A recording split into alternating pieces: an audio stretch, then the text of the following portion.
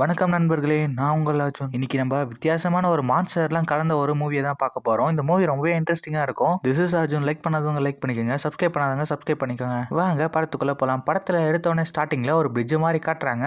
அந்த பிரிட்ஜு கீழே ஏதோ பெரிய ஆறு போயிட்டு இருக்கு. அந்த ஆத்துக்குள்ள ஏதோ ஒரு மான்ஸ்டர் மாதிரி ஒன்னத்தை காட்டுறாங்க. அப்படியே அது அந்த பக்கம் சுத்திக்கிட்டு இருக்க மேல எடுத்தோடனே ஒரு ட்ரக்கு மாதிரி ஒன்னத்தை ஓடிட்டு வரான். அப்படியே அவர் ட்ரக்கு முன்னாடி ஒரு ஏசி ஒன்று மேல இருந்து கீழே வருது. யாரா குறுக்கல ஏசியை போட்டது அப்படின்னு சொல்லிட்டு அவர் இறங்கி வரும்போது வானத்துல இருந்து ஏதோ ஒரு வித்தியாசமான டிராகன் வந்து இறக்குது. பார்க்கறதுக்கே படு பயங்கரமா ஒரு வவ்வால் டிராகன் மாதிரி இருக்கு. அதை பார்த்து எல்லாருமே அங்க இருந்து அலறி ஓட ஆரம்பிக்கிறாங்க. பயத்துல நம்ம ட்ரக்குக்காரருமே என்ன பண்றதுன்னு தெரியாம முழிச்சிட்டு இருக்காரு. அப்படியே படத்தோட டைட்டிலுமே போட்டு ஆரம்பிக்கிறாங்க, மான்ஸ்டர் பேட்டில் அப்படின்னு சொல்லிட்டு. இதெல்லாம் எப்படிடா இந்த மான்ஸ்டர்லாம் வருது அப்படின்னு சொல்லிட்டு பார்த்தா ஒரு வித்தியாசமான கல்லு வந்து விண்வெளியில இருந்து கீழே விழுந்திருக்கும். ஸோ அதனால பூமியில இருக்கிற உயிரினங்கள் எல்லாமா பரிமாற்ற மாதிரி அரைஞ்சி இந்த மாதிரி ஒரு கொடூர மான்ஸ்டரா மாறி நிக்குதுங்க. இந்த மான்ஸ்டர் எல்லாத்தையுமே பிடிச்சி ஒரு கவர்மெண்ட் பாத்தீங்கன்னா எதிரி நாட்டு எல்லாத்தையும் அழிக்கிறதுக்காக பாக்குறாங்க.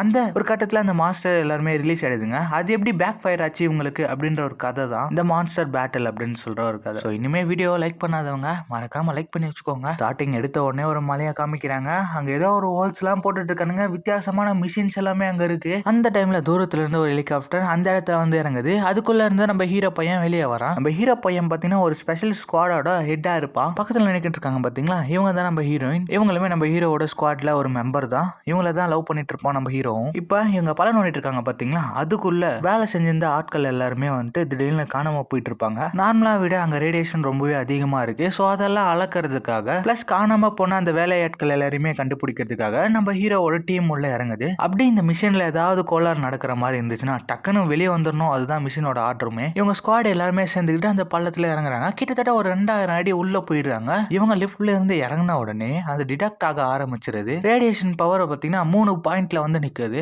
இவங்களுமே வந்துட்டு கொஞ்சம் கேர்ஃபுல்லா தான் போகணும் அப்படின்னு சொல்லிட்டு கண்ணு எல்லாத்தையும் எடுத்துட்டு போயிட்டு தான் இருக்காங்க. அதுவும் இல்லாம அந்த சுரங்கத்துல வச்ச வெடிப்பொருள் எல்லாமே அப்படியே இருக்கிறதுன்றதுனால இவங்க இன்னுமே கவனமா தான் போயிட்டு இருக்காங்க. போயிட்டு இருக்கும்போது நிறைய பேர் கீழே செத்து கிடக்குறாங்க. அதெல்லாம் தாண்டி இன்னும் கொஞ்சம் உள்ள போயிட்டு பார்க்கும்போது உள்ள ஏதோ உருண்டையா தெரியுது. அதுல இருந்தா இந்த ரேடியேஷன் பவர் எல்லாமே வருது போல. இவங்களுமே போயிட்டு அதை செக் பண்ண ஆரம்பிக்கிறாங்க. பார்த்ததுல அவங்களுக்கு பயங்கரமான ஷாக்கு. இந்த கல்லு பூமியில எந்த ஒரு இடத்துலயுமே கிடையவே கிடையாது. இது எங்க இருந்தோ விண்வெளியில இருந்தா வந்திருக்கு அப்படின்ற மாதிரி வந்து சொல்றாங்க. இவங்களுமே வந்து அதுல இருந்து கொஞ்சம் சாம்பிள்ஸ் எடுத்து கலெக்ட் பண்ணி ஒரு பாட்டிலுக்குள்ள போட்டுக்கிறாங்க. அப்புறம் லைட்டா உத்து பார்த்தா தெரியுது இதுக்கு பின்னாடி ஏதோ ஒரு முட்டை மாதிரி இருக்கு. அது கொஞ்சம் கொஞ்சமா வந்து கிராக் கூட ஆரம்பிக்குது. இவங்க வச்சிருந்த டிவைஸ்லயுமே வந்து ஏதோ ஒரு மிருகம் இங்க இருக்கு. அது மனுஷங்களோட பல மடங்கு இதய துடிப்பி உடையது அப்படின்ற மாதிரி அவங்க வச்சிருந்த மிஷின்ல காட்டுது. என்னடா அப்படின்னு சொல்லிட்டு பார்த்துட்டு இருக்கும்போது டக்குன்னு பாத்தீங்கன்னா அந்த முட்டை உடஞ்சி அதோட வாழை வச்சு ஒருத்தனை குத்தி அங்கேயே சாகடிக்குது. இதை பார்த்து எல்லாருமே பயந்து போயிடுறாங்க ஒரே செகண்ட்ல. இவங்க கல்லுன்னு சொல்லிட்டு எடுத்தாங்க பாத்தீங்களா சாம்பிள், அது கல்லே கிடையாது. இந்த ஒரு மிருகத்தோட முட்டை தான் அது. ஹீரோட டீமும் சரி கண்ணை வச்சு சுட ஆரம்பிக்கிறானுங்க. ஆனா அதுக்கு பாத்தீங்கன்னா ஒண்ணுமே ஆகிற மாதிரி தெரியல. அதுவே ஃபாலோ பண்ணி தான் வந்துட்டு இருக்கு. இவங்களுமே ஆயில் பேரல உள்ள தூக்கி போட்டு அது வெளியே வரும்போது கரெக்டா சுற்றலாம் அப்படின்னு சொல்லிட்டு வெயிட் பண்ணிட்டு இருக்காங்க. ஆனா அது பாத்தீங்கன்னா இருட்டுல இருக்கிறதுனால டக்குன்னு பாஞ்சி அந்த டைம்ல ஹீரோ பாத்தீங்கன்னா வந்துட்டு ஹீரோயினையும் அவனோட ஃப்ரெண்டையும் வந்துட்டு இங்க இருந்து கிளம்புங்க அப்படின்னு சொல்லிட்டு நான் பாத்துக்கிறேன் இந்த மாஸ்டர் அப்படின்னு சொல்லிட்டு சுட்டுக்கிட்டு இருப்பாரு. அதுக்கு கிட்டத்தட்ட ஒரு 10 வால் இருக்கும் பழுகுது. 10 வாழை வச்சு அட்டாக் பண்ணிட்டு இருக்கு. நம்ம ஹீரோட காலை பிடிச்சி உடச்சு விட்டுறது. அதுவும் இல்லாம ஓடி போன ஹீரோயின் திரும்ப வந்து தன்னோட லவர் எப்படியாச்சும் காப்பாற்றணும் அப்படின்னு சொல்லிட்டு டக்குன்னு ஒரு கத்தி எடுத்து அதோட வாழை வெட்டி நம்ம ஹீரோ ஒத்துக்கிட்டு அப்படியே லிஃப்ட் கிட்ட போவாங்க. அதுக்குள்ள பாத்தீங்கன்னா லிஃப்ட்ல ஒருத்தன் போயிட்டு லிஃப்ட் பட்டன் அழுத்துவான். இவங்களும் போறதுக்குள்ள அந்த 10 வால் வச்ச மிருகமே ஹீரோயினோட முதுகுலயே குத்திருது. என்னதான் ஹீரோயின் நான் செத்தாலும் பரவாயில்ல அவர் நல்லா இருக்கணும்னு சொல்லிட்டு அவனை லிஃப்ட்ல தள்ளி விட்டுறாங்க. நம்ம ஹீரோவுமே லிஃப்ட்டுக்குள்ள விழுந்துடுறாரு. அந்த டைம்ல ஹீரோயினை அந்த மான்ஸ்டர் உள்ள பூச்சி இழுக்க ஆரம்பிக்குது. அவங்களுமே வந்துட்டு நான் செத்தாலும் அந்த மிருகத்தை சாவடிச்சுதான் சாவு அப்படின்னு சொல்லிட்டு கையில ஒரு பாம்போட போயிட்டு அந்த மிருகம் கிட்ட வரும்போது வெடிக்க வச்சிடுறாங்க.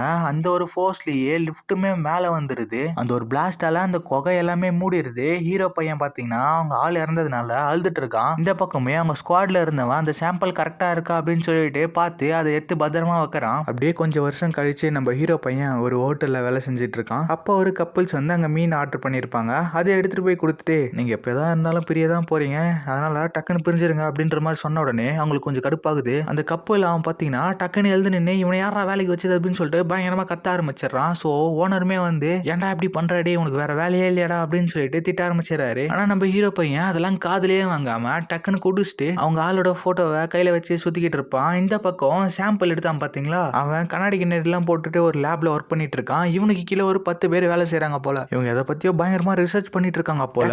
அந்த சயின்டிஸ்ட் கிட்ட வந்து இந்த மாதிரி வந்துட்டு அந்த பள்ளத்துல இருந்து அந்த கல் எடுக்கிறதுக்கு எல்லா பிளானும் பண்ணியாச்சு. ஆனா இதுக்கு ஒரு திறமையான ஆள் வேணும் அப்படின்ற மாதிரி அந்த பொண்ணு சொல்றா. அதுக்கு இவன் பாத்தீங்கன்னா எனக்கு தெரிஞ்ச ஒரு ஆள் இருக்கான். ஆனா அவன் ஒத்துப்பானா இல்லையான்னு தான் எனக்கு தெரியல அப்படின்ற மாதிரி சொல்லிட்டு இருப்பான். அது யாரா அப்படின்னு சொல்லிட்டு பார்த்தா அது நம்ம ஹீரோ பையனா தான் இருக்கும். அன்னைக்கு நைட்டே வந்துட்டு அந்த சயின்டிஸ்ட் நம்ம ஹீரோவை மீட் பண்றதுக்காக வரான். நம்ம ஹீரோக்கு கால்லாம் உடஞ்சிட்டு இருக்கோம்ல, அதுக்காக வந்துட்டு அவன் டிவைஸ்ல அமைச்சிருப்பான். அது எதுவுமே நம்ம ஹீரோ பையன் யூஸ் பண்ணிருக்க மாட்டான். சயின்டிஸ்ட்டுமே நீ ஏன் இதெல்லாம் யூஸ் பண்ணல அப்படின்னு சொல்லிட்டு கேட்டதுக்கு இது எனக்கு பிடிக்கல அப்படின்ற மாதிரி சொல்லிடுவான். எதுக்கு இவ்வளவு நாள் கழிச்சு என்ன பார்க்கறதுக்காக வந்திருக்க, விஷயத்த சொல்லு அப்படின்னு சொன்ன உடனே அந்த கல்லை எடுக்கிறதுக்காக தான் அப்படின்னு சொல்லிட்டு சயின்டிஸ்ட்டுமே சொன்ன உடனே ஹீரோ பையன் டக்குன்னு மறுத்துறான். ஆனாலுமே சயின்டிஸ்ட் விடுற மாதிரி தெரியல, அதுல இருக்கிற ரேடியேஷனால மக்கள் எல்லாருமே அழிய போறாங்க அப்படி இப்படின்னு சொல்லிட்டு ஹீரோ ஒத்து வைக்கிறதுக்காக நான் சொல்லிக்கிட்டு இருக்கான். ஆனா நம்ம ஹீரோ இதெல்லாம் கண்டுக்காம அவன் மூஞ்சில சுத்தனியை எடுத்து ஊத்திட்டு அங்க இருந்து கிளம்பிடுறான். அதுக்கு இந்த சயின்டிஸ்ட்டுமே உன் மனசு மாறினா நீ எனக்கு கால் பண்ணு அப்படின்னு சொல்லிட்டு விசிட்டிங் கார்டை அந்த டேபிள் மேலே வச்சுட்டு அவருமே போயிடுறாரு. இந்த சயின்டிஸ்ட் வேற பழைய ஞாபகம் எல்லாத்தையும் நினைவு பண்ணிட்டு போயிட்டான். அதனால நம்ம ஹீரோ சோகத்துல போயிட்டு குடிக்க ஆரம்பிச்சிருவான். அதுவும் இல்லாம குடிச்ச உடனே அவனுக்கு பழைய நினைவுகள் எல்லாமே ஞாபகம் வர ஆரம்பிக்குது. இவன் அவங்க ஆள் கூட இருந்தது அந்த மூமெண்ட்லாம் கண்ணு முன்னாடி வந்து போகுது. அதுவும் இல்லாம இவங்க கப்பிள் கோல்ஸ் என்னடான்னா சின்ன பசங்களுக்கு நோயெல்லாம் வந்துட்டு இருக்கும், அதெல்லாம் இல்லாம ப்ராப்பரா குணப்படுத்தணும் அப்படின்ற மாதிரி யோசிக்கிறாங்க. அதுக்கு அந்த கல்லு தான் ஒரே வழி அப்படின்னு சொல்லிட்டு அந்த ஹீரோயினுமே நம்பி அதுக்கு தான் அந்த குகைக்குள்ள போயிட்டு அந்த கல் எடுக்கலாம் அப்படின்னு சொல்லிட்டு முடிவு பண்ணிருப்பாங்க. இந்த விஷயத்தெல்லாம் யோசிச்சு பார்த்தா நம்ம ஹீரோ பையன் டக்குன்னு ஓடி போயிட்டு அவனுக்கு அந்த மிஷின் கால் கொடுத்தான் பாத்தீங்களா அந்த சயின்டிஸ்ட், அதை எடுத்து டக்குன்னு மாட்டிக்கிறான். இதை நம்ம காண்டி பண்ணலனாலும் நம்ம காலுக்காண்டி பண்ணி தான் ஆகணும். அந்த காலை மாட்டி ஒரு செவுத்துல ஓதிப்பான். அந்த செவுரை டக்கடாகன்னு விரிசல் விட்டுற ஆரம்பிச்சிருது. அப்படியே மறுநாள் காலையில காட்டுறாங்க இந்த சயின்டிஸ்ட் பையன் இந்த குகைக்குள்ள இருந்து அந்த கல் எடுக்கிறதுக்காக இவனா ஒரு டீம் செட் பண்ணி வச்சிருப்பான். அந்த டீம்ல இருக்கவங்களா நம்மளே போதான் இந்த கல் எடுக்கிறதுக்கு வேற எவனையோ கூட்டின்னு வராங்களாமா பேசிக்கிட்டு இருப்பாங்க. அந்த டைம்ல கார் வந்து நிக்குது. ஹீரோ பாத்தீங்கன்னா ஒரு கிளாஸான என்ட்ரி கொடுப்பாரு. டக்குன்னு இந்த டீம்ல இருந்து ஒருத்தவன் போயிட்டு ஹீரோவை கத்தியால குத்துறதுக்காக பார்ப்பான். ஆனா ஹீரோ பையன் அதை தடுத்து நானும் ஃபார்ம்ல தான்டா இருக்கேன் அப்படின்னு சொல்லிட்டு காமிக்கிறாரு. இந்த பக்கம் டீம் எல்லாம் ரெடி ஆனதுக்கு அப்புறம் ஒரு பொண்ணு அந்த சயின்டிஸ்டுக்கு ஃபோன் பண்ணி டீமை உள்ள இருக்கலாமா அப்படின்னு சொல்லிட்டு பர்மிஷன் கேட்கிறா. அந்த ஒரு சயின்டிஸ்டுமே ஏதோ மீட்டிங்ல இருப்பான் போல, நீமே டீமை உள்ள இருக்கு அப்படின்ற மாதிரி சொல்லிடுறான். ஆனா எனக்கு நீ சேட்ல என்ன நடக்குது அப்படின்னு சொல்லிட்டு அப்டேட் பண்ணிட்டே இரு அப்படின்ற மாதிரியும் சொல்லிடுறான். இந்த ஒரு லேடியுமே எல்லாருமே அந்த கொகைக்குள்ள அமைச்சிட்டு இவ வண்டியில உட்காந்துட்டு அந்த கேமரா மூலியமா எல்லாத்தையுமே கண்காணிச்சிட்டு இருக்கா. அவங்களுமே உள்ள ஒரு தள்ளு வண்டியை தள்ளிட்டு போயிருப்பாங்க அந்த கல்லை தூக்கிட்டு வரதுக்காக. இவங்களோட ஒரே குறிக்கோளே அந்த கல்லை தூக்கிட்டு வரது மட்டும்தான். எது குறுக்குல வந்தாலும் மடமடன்னு சுட்டுருவோம் அப்படிதான் நினைச்சிட்டு இருக்காங்க.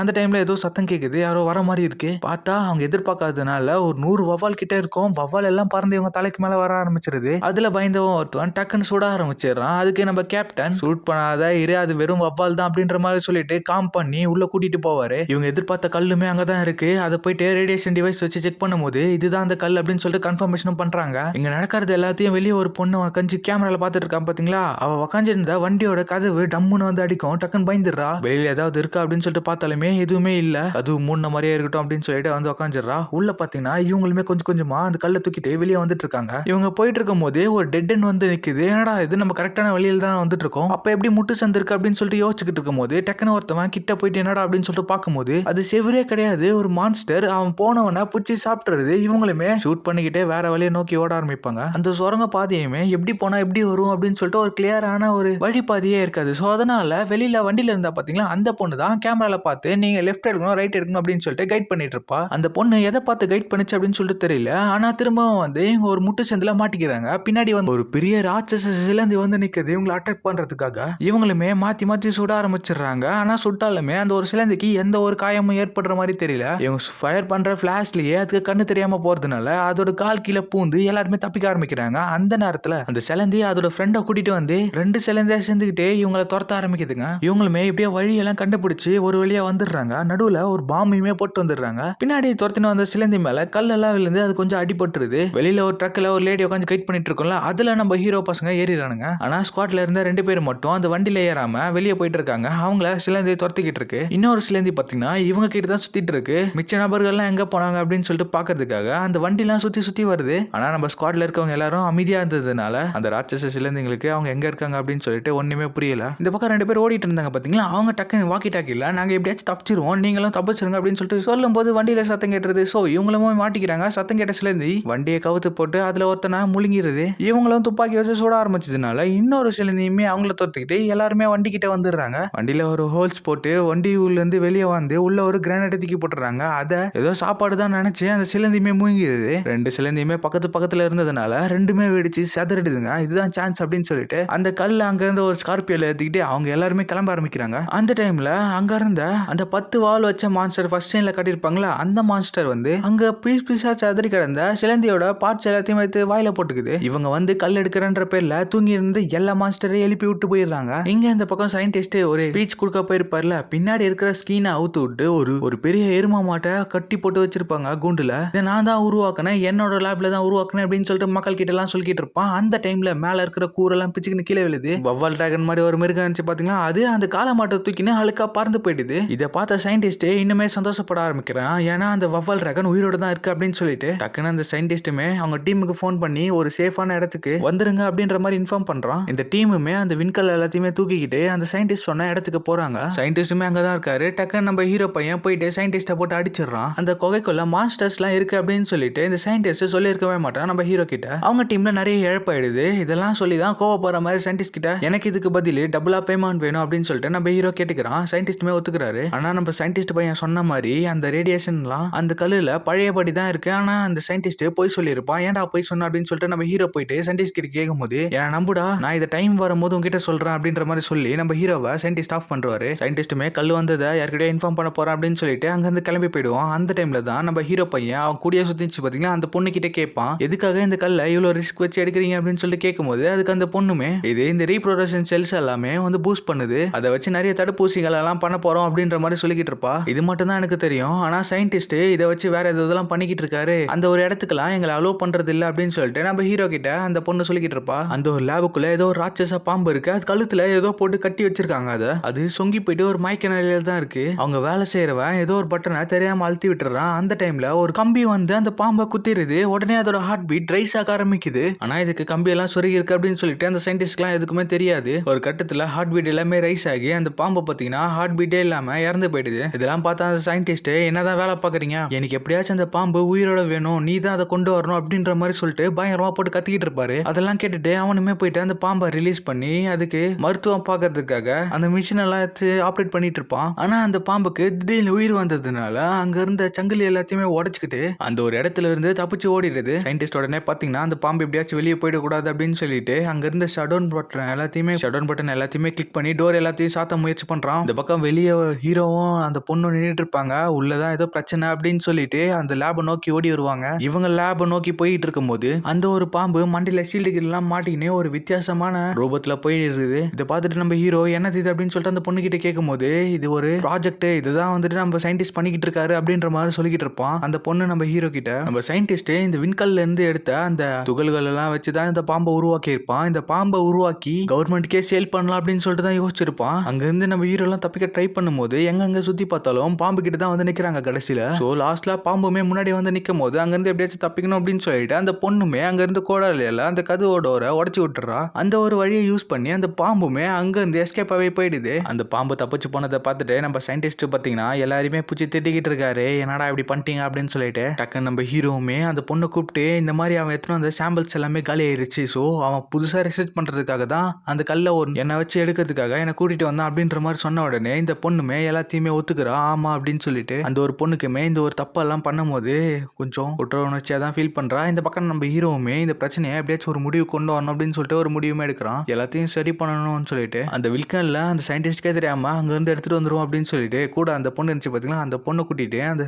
கல்லை எடுக்கிறதுக்காக கிளம்புறாங்க. ஆனா அந்த ஒரு சயின்டிஸ்டுமே இன்னும் திருந்த மாதிரி தெரியல, இன்னொரு பாம்பை நம்ம உருவாக்குவோம் அந்த கல்லை வச்சு அப்படின்னு சொல்லிட்டு அவங்க சயின்டிஸ்ட் டீம்ல இருக்கிற எல்லா ஜூனியர்ஸ் கிட்டையும் சொல்லிக்கிட்டு இருப்பான். சயின்டிஸ்டோட டீமும் போயிட்டு பார்த்தா அந்த கல்லை காணோம் எடா அப்படின்னு சொல்லிட்டு சிசிடிவி செக் பண்ணும்போது அந்த ஒரு கல்லை நம்ம ஹீரோ பார்த்தீங்கன்னா எடுத்துன்னு போயிட்டு இருப்பான். அதை பார்த்த இவன் அவன் செக்யூரிட்டி கிட்லாம் சொல்லி நம்ம ஹீரோவை அங்கேயே வச்சு மடக்குங்க அப்படின்ற மாதிரி சொல்லுவாங்க. அதுக்குள்ள நம்ம ஹீரோ டக்குன்னு லிஃப்ட்குள்ள ஏறிடுறான். எல்லாருமே லிஃப்ட்குள்ள வந்துடுறாங்க. லிஃப்ட்டுக்குள்ள எல்லாரும் மாத்தி மாத்தி அச்சுக்க ஆரம்பிச்சிடுறாங்க. நம்ம ஹீரோ பையன் எல்லாரையுமே அச்சு போட்டுட்டு டக்குன்னு அந்த கல்லை தூக்கி உள்ள ஒரு கிரேனைட் தூக்கி போட்டு போயிடுறான். அந்த கிரேனைட்டுமே வெடிச்சு ஆளுக்கு ஒரு மூலையில செதறாங்க. கீழே அந்த பொண்ணு பாத்தீங்கன்னா வண்டி எடுத்து வந்து ரெடியா வச்சிட்டு இருக்கோம். நம்ம ஹீரோ பையனுமே அதுல கல்லு தூக்கி போட்டுன்னு அங்க இருந்து கிளம்புறான். இந்த டீமுக்குன்னு ஒரு கேப்டன் இருப்பான் பாத்தீங்களா, அவன் பாத்தீங்கன்னா அவங்க தப்பிச்சிட்டாங்கன்னு சொல்லிட்டு கொஞ்சம் கடுப்புல தான் இருப்பான். அதுக்குள்ள இந்த சயின்டிஸ்ட் வந்து அவங்கள என்ன பண்ணியோன்னு எனக்கு தெரியாது, அந்த கல்லும் அந்த மிருகமும் எனக்கு உயிரோட வேணும் அப்படின்ற மாதிரிலாம் அந்த கேப்டன் கிட்ட சொல்லும் போது அவன் கொஞ்சம் காண்டாயிடுறான். அதனால துப்பாக்கி எடுத்து சயின்டிஸ்டோட கழுத்திலே வச்சிடறான். என்ன ரூல் பண்றதுலாம் வேற எங்கன்னா வச்சுக்கோ, இந்த மாதிரிலாம் கடுப்பா வத்தனா உன்னை சுட்டுருவான் இங்கே அப்படின்னு சொல்லிட்டு மிரட்டுறான். ஆனா எதுல இதுல இருந்து அந்த டீம் கேப்டனோட அம்மா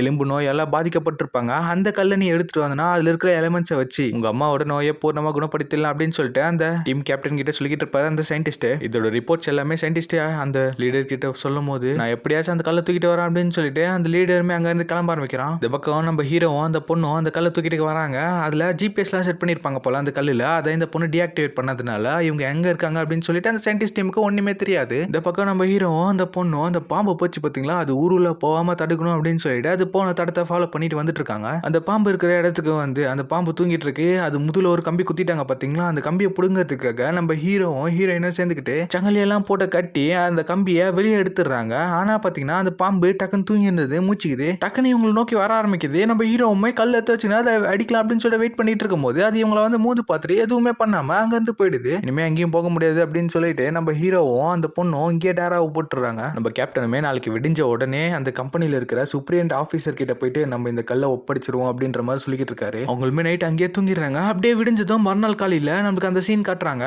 அந்த ஒரு வவ்வால் மான்ஸ்டருமே எல்லாத்தையுமே அடிச்சு நொறுக்க ஆரம்பிக்குது. எல்லா மக்களும் பயந்து ஓட ஆரம்பிக்கிறாங்க. பில்டிங் கிட்டிங்லாம் தாறுமாறா அடிச்சு நொறுக்குது. இந்த பக்கம் ஹீரோக்கு கண்டினியூஸா வந்து மெசேஜ் வந்துகிட்டே இருக்கு. என்னடா அப்படின்னு சொல்லிட்டு பார்த்தா இந்த மாதிரி ஒரு மிருகம் ஊர் உள்ள நோய்ஞ்சி எல்லாத்தையும் நாசம் பண்ணிட்டு இருக்கு அப்படின்னு சொல்லிட்டு இதை பார்த்த நம்ம ஹீரோக்கு பயங்கரமான ஷாக்கு. ஏடா அப்படின்னு சொல்லிட்டு பார்த்தா இவங்க ஃபர்ஸ்ட் சீன்ல வந்துட்டு குகைக்குள்ள போகும்போது அவங்க கேர்ள் ஃப்ரெண்ட் எல்லாத்தையுமே சாகச்சிட்டு இருக்கோம் பாத்தீங்களா, அதுவும் இதுவும் ஒண்ணுதான். அது அவர் அந்த பக்கம் ஷாக்கா பார்த்துட்டு இருக்கா. இந்த பக்கம் இந்த சயின்டிஸ்ட் கார்ல ஆள் எல்லாம் தூக்கி போட்டுன்னு வந்து அந்த மான்ஸ்டரை பிடிக்கிறதுக்காக அந்த மான்ஸ்டர் இருக்கிற இடத்துக்கே வந்துடுறாங்க. ஒரு 4-5 பேர் சேர்ந்துக்கிட்டு ராக்கெட் லான்ச்சர்லாம் வச்சு அந்த மிருகத்தை சுட ஆரம்பிக்கிறாங்க. ஆனா அதுக்கு ஒரு சின்ன கீறல் கூட ஏற்படல. அந்த ஒரு இடத்துக்குமே ஹீரோவுமே வந்துடுறாரு. ஹீரோவும் அந்த பொண்ணு வந்து பார்க்கும்போது தான் தெரியுது அந்த ஜந்து தானா ஊருக்குள்ள வரல. இந்த ஒரு சயின்டிஸ்ட் தான் ஏதோ ஒரு ரேடாரை வச்சு அந்த ஜந்துவை ஊருக்குள்ள கொண்டு வந்திருப்பான் அதை பிடிக்கிறதுக்காக. இது ஊருக்குள்ளே இருந்தா பெரிய டேஞ்சர் அப்படின்னு சொல்லிட்டு புரிஞ்சுக்கிட்ட நம்ம ஹீரோ பையன் பாத்தீங்கன்னா டக்குன்னு அவன் வந்த வேனை தட்டி கல் இங்க தான் இருக்கு அப்படின்னு சொல்லிட்டு அந்த மிருகத்துக்கு சைகை காமிப்பான். அந்த ஒரு மிருகத்தை இவன் பக்கமா ஃபுல்லா டைவர்ட் பண்ண வைப்பான். அந்த ஒரு மான்ஸ்டருமே இவங்களை நோக்கி வருது.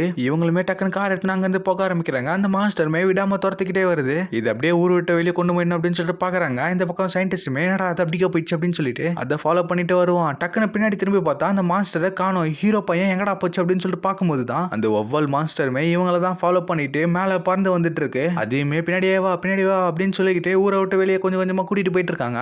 இவங்களுமே பிரிட்ஜு கிட்ட வந்துட்டு இருக்காங்க. கீழே ஆத்துல ஏதோ ஒரு ஊர்னு போயிட்டு இருக்கு. இவங்களுமே காரை நிறுத்தாம விடாம ஓட்டிக்கிட்டே போறாங்க. அந்த டைம்ல கீழே இருந்து பிரிட்ஜை உடச்சுக்கிட்டு வந்து அந்த ஒரு ராட்சச பாம்புமே அந்த வவ்வால் மான்ஸ்டரை பூச்சி தாக்க ஆரம்பிச்சிருது. ரெண்டும் மாத்தி மாத்தி அச்சுக்க ஆரம்பிச்சிருதுங்க. அந்த வவ்வால் டிராகனுமே லைட்டா ஹைட்டா பறக்க இந்த சிட்டி படத்துல வர மாதிரி இந்த பாம்பு பாத்தீங்கன்னா அங்க இருக்கிற ஒரு பெரிய பில்டிங்ல ஏறி அந்த வவ்வால் மான்ஸ்டரை அட்டாக் பண்ண பாக்குது. அதுவும் இல்லாம இந்த பக்கம் ஹீரோ சயின்டிஸ்ட பார்த்து உன்னால உன்னோட செல்ஃபிஷ் தனத்தினால நிறைய பேர் இறந்து போயிருக்காங்க பாருடா அப்படின்னு சொல்லிக்கிட்டு இருப்பாரு. இதுக்கு நடுவுல அந்த கேப்டன் உள்ள பூந்து நம்ம ஹீரோவோட தலையில கண்ணை வச்சிடறான். அப்படியே இவங்க 2 பேருக்குள்ள சண்டை நடந்துட்டு இருக்கு. அந்த பக்கம் அந்த பாம்புக்கும் அந்த ஒரு வவ்வால் டிராகனுக்கும் சண்டை போட்டுட்டு இருப்பாங்க. அந்த பில்டிங்கோட பார்ட்ஸ் எல்லாமே உடைஞ்சு கீழே விழ ஆரம்பிக்குது. அது எல்லாமே இவங்க தலைமையில தான் விழறதுக்காக கீழே வந்துட்டு இருக்கு. இவங்களுமே சின்ன சின்ன காயத்தோட அங்க இருந்து தப்பிக்கிறாங்க. அப்ப நம்ம ஹீரோ பையன் அந்த சயின்டிஸ்ட பார்த்து ஏன்டா இந்த வேலையை பண்ற அப்படின்னு சொல்லிட்டு கேட்டு இருக்கும் போது திரும்பவும் அந்த சயின்டிஸ்ட்க்கும் இவங்களுக்கும் சண்டை நடக்கும் போது திரும்பவும் அந்த முடி வச்சு லீடர் பையனுமே திரும்ப வந்து சண்டை போடுவான். நம்ம ஹீரோ அந்த கேப்டனா போட்டு தள்ளிடுறாரு. அந்த டைம்ல இவர் காலில் பாத்தீங்கன்னா யாரோ சுட்டுறாங்க.